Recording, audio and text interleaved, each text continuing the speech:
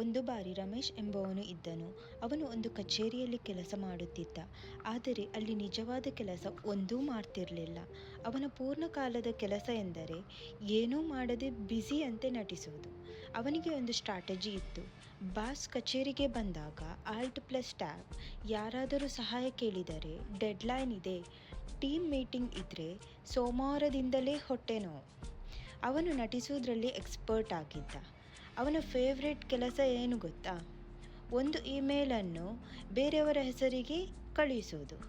ಆದರೆ ರಮೇಶಿಗೆ ಒಂದು ಶತ್ರು ಇದ್ದ. ಅದು ಕಚೇರಿಯ ಪ್ರಿಂಟರ್. ಅದು ತುಂಬ ಹಳೆಯದು, ಶಬ್ದ ಮಾಡುತ್ತಿತ್ತು. ಬಾಸ್ನಂತೆಯೇ ಎಂದು ಅಂದುಕೊಳ್ಳುತ್ತಿದ್ದ. ರಮೇಶ್ಗೆ ವರದಿ ಪ್ರಿಂಟ್ ಮಾಡೋದಂದರೆ ಅಸಹ್ಯ. ಆದ್ದರಿಂದ ಅವನು ಇತರರನ್ನು ತೋರುತ್ತಿದ್ದ. ಪ್ರಿಯಾ, ಈ ಡಾಕ್ಯುಮೆಂಟ್ ಪ್ರಿಂಟ್ ಮಾಡಿ ಪ್ಲೀಸ್. ನಾನು ಮೀಟಿಂಗಿಗೆ ಓಡುತ್ತಿದ್ದೇನೆ. ಆದರೆ ಅವನು ಹೋಗುವುದು ಕ್ಯಾಂಟೀನಿಗೆ. ಬ್ರೋ ಸುರೇಶ್, ನೀನು ಇಷ್ಟೊಂದು ಕ್ಲೆವರ್, ಈ ಫೈಲ್ ಪ್ರಿಂಟ್ ಮಾಡಬಹುದಾ? ಲ್ಯಾಪ್ಟಾಪ್ ಅಪ್ಡೇಟ್ ಆಗ್ತಾ ಇದೆ. ಅದರಲ್ಲಿ ಕ್ಯಾಂಡಿ ಕ್ರಶ್ ಅಪ್ಡೇಟ್ ಆಗ್ತಿತ್ತು. ಒಂದು ದಿನ ಕಚೇರಿಗೆ ಹೊಸದೊಂದು ಮಾಯಾಜಾಲದ ಪ್ರಿಂಟರ್ ಬಂತು. ಪಲ್ಲಗಿಸಿದಂತೆ ಮಿಂಚು, ಸ್ಮಾರ್ಟ್ ಮತ್ತು ಒಂದು ಎಚ್ಚರಿಕೆಯ ಸ್ಪೀಕರ್ ಹೊಂದಿತ್ತು. ಈ ಪ್ರಿಂಟರ್ ಸೋಮಾರಿಯನ್ನು ಗುರುತಿಸುತ್ತೆ, ಸುಳ್ಳು ಹೇಳಬೇಡಿ. ಎಲ್ಲರಿಗೂ ಗಾಬರಿ. ಆದರೆ ರಮೇಶ್ ನಗುತ್ತಾ ಹೇಳಿದ, ಅಯ್ಯೋ, ಇದು ಏನಾದರೂ ಲೈವ್ ಡಿಟೆಕ್ಟರಾ? ಇದು ಸಿಂಕ್ ಪ್ರಿಂಟರ್ ಅಷ್ಟೇ.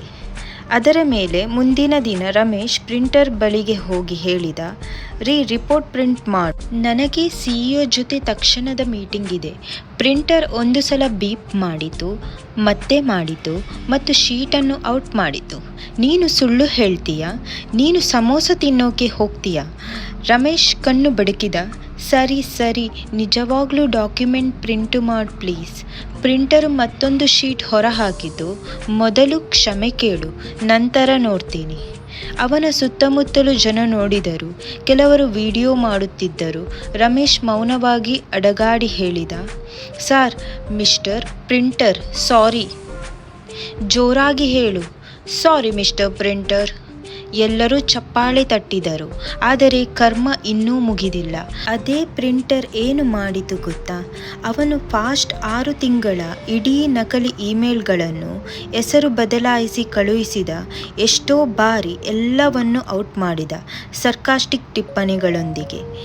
ಒಂದೇ ಇಮೇಲ್ 42 ಬಾರಿ. ಜೀನಿಯಸ್ ಅಂತೆ. ಅದೇ ಸಮಯದಲ್ಲಿ ಬಾಸ್ ಒಳ ಬಂದರು. ಎಲ್ಲ ಶೀಟ್ಗಳನ್ನು ತೆಗೆದುಕೊಂಡು ರಮೇಶ್ ನೋಡಿ ಹೇಳಿದರು, ಅಭಿನಂದನೆಗಳು. ಈಗಿನಿಂದ ನೀನು ಫುಲ್ ಟೈಮ್ ಕಾಫಿ ಮೇಕರ್ ಆಗಿ ಪ್ರಮೋಟ್ ಆಗಿದ್ದೀಯ. ಇಂದು ರಮೇಶ್ ಇಡೀ ಕಚೇರಿಗೆ ಕಾಫಿ ಮಾಡ್ತಾನೆ, ಪ್ರಿಂಟರ್ಗೂ ಕೂಡ.